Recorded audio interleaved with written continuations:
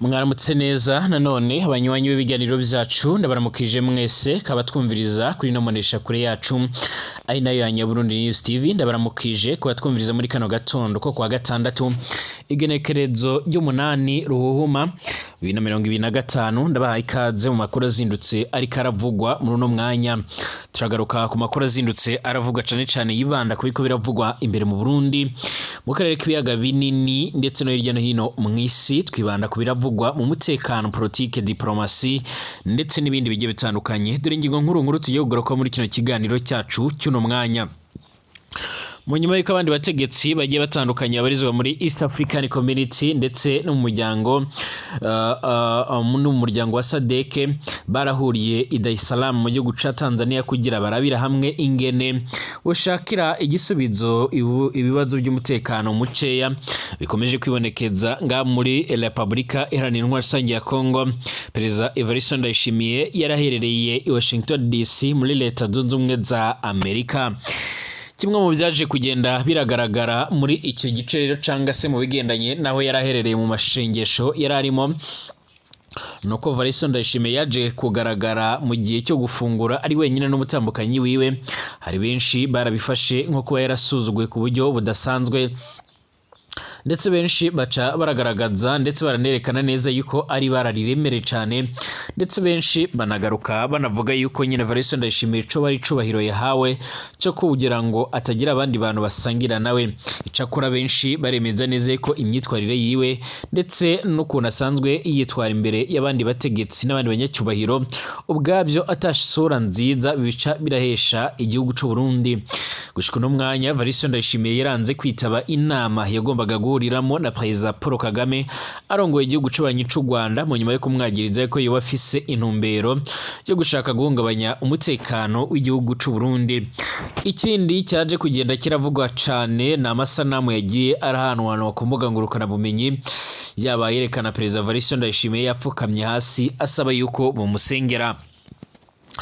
Perezida w'u Burundi Evariste Ndayishimiye yaragize ibe bidasanzwe mu mashengesho yo gusabira Leta Zunze Ubumwe za Amerika bigera ubwo rero ajya ku ruhimbi arapfukama asaba umwigisha rero kumurambikaho ibiganza agaca aramusengera.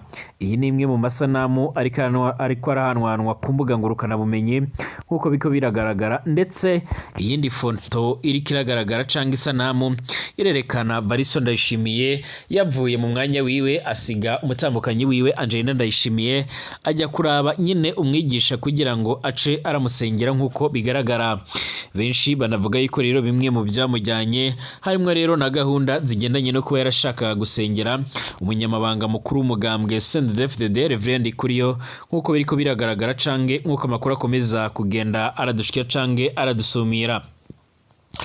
Amakuru yihuta akomeza kugenda aratugera cange akomeza kugenda aradusumira nuko benshi mu bagendanye n'ubundi nabazi ibigendanye n'u Burundi bama bagaragaza ndetse bakenekana neza yuko Evariste Ndayishimiye ibyo yakoze nubwo nabyo byari ibintu byiza ndetse atari kwanga ubwo butumire ariko iyi nama yasibye yarahindagije isura y'u Burundi nkuko bigaragara mu gihe Burundi bwama bufatwa nk'izingiro naryo ry'ibibazo bikomeje kugaragara mu burasirazuba bwa Republika Iharanira Demokarasi ya Congo. Turagaruka kandi kubikomeje kugenda biravugwa cyangwa se kubikomeje kugenda bigaragara mu gihe Afrika y'Epfo igandariye abasirikare bayo baraguye muri Republika Iharanira Rusange ya Congo. Perezida Cyril Ramaphosa aravuga yuko agiye gutana ingabo ziwe nkuko biko bigaragara. Perezida Cyril Ramaphosa wa Afrika y'Epfo yaratanguje ikigandaro cy'iminsi 7 Afrika y'Epfo izoba yunamiye abasoda bayo bashika kuri 14 baraherutse guhitanwa n'intambara y'izigoma muri Republika Iharanira Rusange ya Congo. Abasirikare ba Afrika y'Epfo baragerageje kugwanira icyo gisagara gikomeye cyane ca RDC ariko n'ubundi birangira M23 ibashije kuba yo kigarurira. Gushika no mwanya n'ubundi amakuru dufise yizewe nuko bamwe rero mu basoda n'ubundi baba baranyujijwe mu gihugu c'abanyi c'u Rwanda nkuko bikomeje kugenda biravugwa. Ni mu nyuma y'iko rero mbere bari barahawe icyo twokwita nk'inzira ariko bikaza kurangira basa naho batanayemeye basigaye nkuko biko biragaragara. Ndabaramukije mwese kandi ndabahaye ikaze kuri mwebwe mwese mubana natwe gatanu kuri gatanu makuru tubategurira ndetse tukabashikiriza. Kaze kuri mwebwe mwese mubana natwe mu makuru n'ibiganiro byacu, abatwumviriza muri muri kino gihugu cyacu ciza c'u Burundi, abatwumviriza bari mu karere k'ibiyaga binini ndetse no hirya no hino mu bice bigiye bitandukanye, mwese turabahaye ikaze. Ari ubwa mbere se ngaha byona kwanditse sabone kugira ucaronka amakuru n'ibiganiro byacu bane natwe gatanu kuri gatanu, ndetse abatwumviriza mwese turabifuriza kumererwa neza cyane. Abatwumviriza muri mu karere k'ibiyaga binini, muri ku mugabane w'Uburaya, Aziya, Australia, Amerika ndetse n'andi hose turabahaye. Brigadier General Gaspard Baratuza, umuvugizi w'ubushikiranganje bwo kwivuna abanzi nga mu Burundi, aherutse kwemeza neza ko mu bitaro bya Kamenge bya Gisoda nga mu Burundi ho bari karavurirwamo inkomere. Cyakora yaremeje neza yuko bari n'abasoda bamwe bama barapfiriye muri izo ngwano. Icakora ntiyatangaje ibitigiri byabo, ariko yaranavuze yuko atari bitigiri by'umurengera. Gushika no mwanya turabona nga mu Burundi bamwe baraduhereza ubutumwa bugaragaza ndetse bukanerekana neza ko rimwe na rimwe baca baratumwaho na leta canga inzego nkuru z'igihugu z'umutekano kugira baje gushingura niteka abo baraguye muri iyo ngwano. Icyakora benshi ntibajya umunwa mu kwibaza impamvu leta y'u Burundi iyo midafata ingingo iremere cyane yo kuba nyine abanyagihugu bojya mu kigandaro kubigendanye no kuba rero nyine abasoda b'abarundi bari kubaragwa muri no ngwano. Icakora kandi baribaza ingene ibindi bihugu bimwe na bimwe biriko birafata ingingo igendanye no kuba abasoda babo bashobora kuvanwa ku butaka bwa Kongo bakagarukanwa mu bihugu byabo. Twarabahaye urugero nk'akarorero mu gihugu ca Malawi yarafashe ingingo yuko abasoda babo bagomba kugarukanwa mu bihugu byabo, ndetse akiyongeraho n'igihugu ca South Africa canke muri Afrika y'Epfo nabo borafashe ingingo yuko igisoda cabo kigomba kuvanwa muri ivyo bice. Ariko kuri uno mwanya amakuru dufise nuko leta y'u Burundi ikwiratanga ibizega bimwe mu gihe ibindi byo biri mu mafrigo nkuko bigaragara. Icakora amakuru y'amaradushikira nuko bariko baranategura izindi batayo zishobora kurungikwa muri Kivu y'Amajyepfo. Hari amakuru akomeje kugenda aratugira muri uno mwanya. Umuryango w'umusirikare Bukuru Thierry araherutse guhitanwa nawe n'ingwano ziri muri Republika Iharanira Rusange ya Kongo.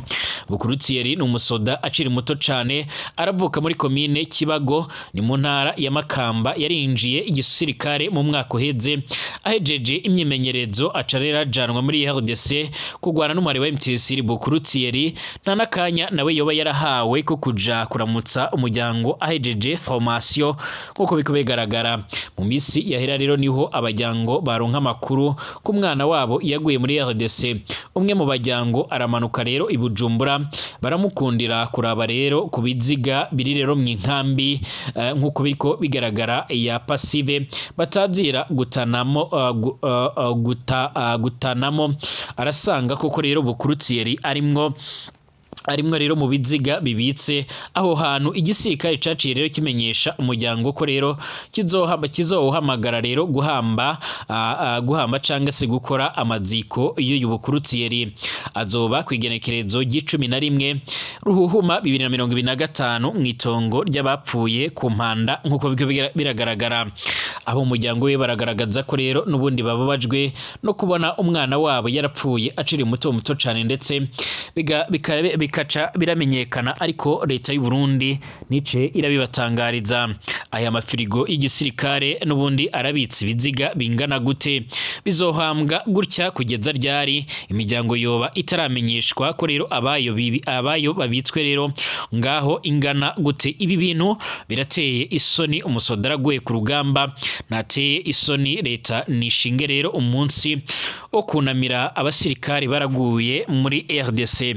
Icyakora akanakamo kamaze imisi karimo karibonekeza mu banyagihugu bamwe.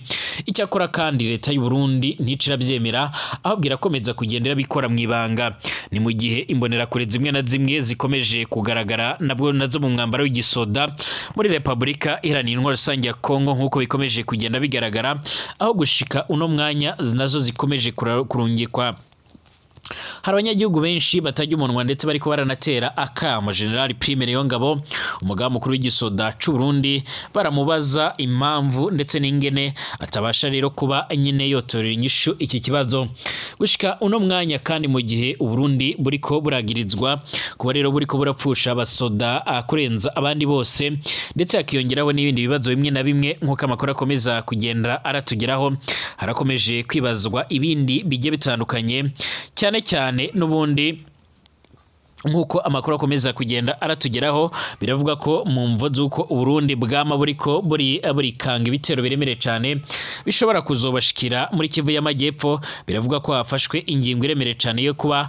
igisoda gishobora kuba cyorungikwa izindi batayo nkuko amakuru akomeza kugenda aradushikira canke nkuko amakuru akomeza kugenda aradusumira muri Kivu y'Amajyepfo harasanzwe habarizwa igisoda c'u Burundi kiganjemo rero ingabo zimwe na zimwe zararungitswe kurwanya umwari wa MTSR akiyongeraho n'abandi bararungitswe muri icyo gice kugira bagwanye umuhari wa Red Tabara mu nyuma y'amajambo Valentin Ndayishimiye herutse gutangaza agasigura yuko yewe afise amakuru yizeye neza yuko iyo ngwano ishobora kuzogera nga mu Burundi hariko harafatwa ingingo zigendanye no kuba yifuza n'ubundi kuba yojyana abandi basoda muri Republika iharanira intwaro rusange ya Kongo. Leta y'u Burundi irafise umugambi wo kohereza izindi ngabo mu ntara ya Kivu y'Amajyepfo iherereye mu burasirazuba bwa Republika iharanira intwaro rusange ya Kongo. Ikigamijwe no kugira ngo rero zirinde rero umujyi wa Bukavu mu gihe umutwe rero witwaje intwaro wa MTSR wagerageza kuwufata rero nk'uko byasobanuwe na radio mpuzamakungu y'Abafaransa RFI nk'uko biko bigaragara. Ingabo z'u Burundi ziriyongera kuri batayo yose amakuru rero akavuga yuko mbere yo kohereza muri RDC mu misi ibiri ishize rero zabanje nyine guhurizwa mu kigo giherereye muri zone Gatumba hafi y'umupaka uhuza Burundi na Republika iharanira intwaro rusange ya Kongo. Iyi batayo izaba iya 16 y'ingabo z'u Burundi iri muri Republika iharanira intwaro rusange ya Kongo kuva mu mwaka wa 2022. Ubwo rero ubuyobozi bw'ibihugu byombi rero n'ubundi bwagiranaga amasezerano y'ubufatanye mu kugwanya imihara yitwaje ibirwanisho muri Kivu y'Amajyaruguru na Kivu y'Amajyepfo. Ingabo z'u Burundi zose zarabaga muri Kivu y'Amajyaruguru zaramanutse muri Kivu y'Amajyepfo mu nyuma yo gutsindwa na MTSR zijya gukomeza ibirindiro by'ingenzi cyane birimo ibya Kavumu ahari ikibuga c'indege nk'uko biriko bigaragara. Ubwo rero izi ngabo ziyobowe na Brigadier General Possia Hakizimana uzwi nka Migi zakururwaga muri Kivu y'Amajyaruguru byorohereye MTSR gufata umujyi wa Sake n'uwagoma. Ubu rero biravugwa ko uyu muhari witwaje intwaro uzafata Bukavu mu gihe ibirindiro byabo byakomeza rero n'umuri kugabwaho ibitero nk'uko biriko bigaragara. Amakuru akomeza kugenda aradusumira nuko n'ubundi nga muri iyi Kivu y'Amajyepfo nayisumbirijwe ndetse ishobora n'ubundi kuba yogabwaho ibitero biremere cyane nk'uko amakuru akomeza kugenda agaragara cange nk'uko amakuru akomeza kugenda aradusumira. Mu gihe ibintu bikomeje kugenda bigaragara ubuyobozi bw'umuhari witwaje ibigwanisho MTSR bwaratangaje ko leta ya RDC canke Republika Iharanira Rusange ya Kongo ariyo yatorokesheje imfungwa zirenga 4,400 zari zifungiye muri gereza nkuru ya Munzenze iherereye mu mujyi wa Goma. N'amakuru yatanzwe na guverineri musha w'intara ya Kivu y'Amajyaruguru Buramatari Bahati Elasto Musanga Joseph nyuma yo guhabwa rero izo nshingano ku mugaragaro kwigenekerezo rya 6 Ruhuma 2025. Amashusho yarakwirakwiye ku mbuga ngurukana bumenyi kwigenekerezo rya 27 Nzero 2025 ubwo MTSR yarafataga umujyi wa Goma. Iki gisagara ca Goma nyine yaragaragaje imfungwa nyinshi zisohoka muri gereza nkuru rero zisakuza. Buramatari Bahati rero aganira na mama ubwo agasaba yaragize ati umujyi rero wa hano urimo ibibazo bitatu. Icambere hari ingereza rero yarimo abicanyi, abo bicanyi rero bose barafunguwe bari bamaze bari hanze baratorotse, leta yarabafunguye mbere yuko rero tugera ngaha Igoma. Uyu Buramatari kandi n'ubundi yaranatangaje ko ubuyobozi busha bwa Kivu y'Amajyaruguru bugiye gukorana n'inzego z'ibanze rero kugira ngo bufate aya mabandi yose ashaka guhungabanya umutekano arimo rero n'izi mfungwa zaraturutse muri ingereza neza aya munzenze nkuko bikomeje kugenda bigaragara cange nkuko amakuru akomeza kugenda aradusumira. Ni mu gihe iyi ngereza rero bivuga ko yari irimo imfungwa nyinshi nkuko amakuru akomeza kugenda aratugera bivuga, ndetse batari bakeya bakaba bagaragaza ko iyi ngereza ari isanzwe ibarizwamo abatari bakeya. Ntacyo n'ubundi leta ya Repubulika Iharanira Demokarasi ya Kongo iratangaza ku bigendanye n'iki kibazo, cyane cyane nka Constantin Mutamba asanzwe ari minisitiri w'ubutabera muri Repubulika Iharanira Demokarasi ya Kongo. Uyu yarakunze kumvikana mu bikorwa bimwe na bimwe bigiye bitandukanye yibasira ndetse anagaragaza ibikorwa bimwe na bimwe by'umwari wa M23. Uyu yarumvikanye kandi ndetse anagaragaza neza ko yiteguye gukora ibishoboka byose mu rwego rwo kugira ngo gahunda za leta zibashe kuba zogenda neza, ariko yaranumvikana ko ari umwe agomba gushira mu ngiro ibigendanye n'igihano cy'urupfu icakora muri Repubulika Iharanira Demokarasi ya Kongo. Ntacyo byigeze biratanga ibyatumye umwari wa M23 ubasha kuba wo kwigerura ibice byinshi cyane bigiye bitandukanye. Kugeza ubu M23 yarashyizeho uburongozi bumwe na bumwe bugiye bitandukanye, haba mu gisagara ca Goma n'ibigwati bigikikije. Mu kanya turagaruka ku by'ibanze byagaragaye n'ubundi muri inama yahuje abategetsi bagiye batandukanye.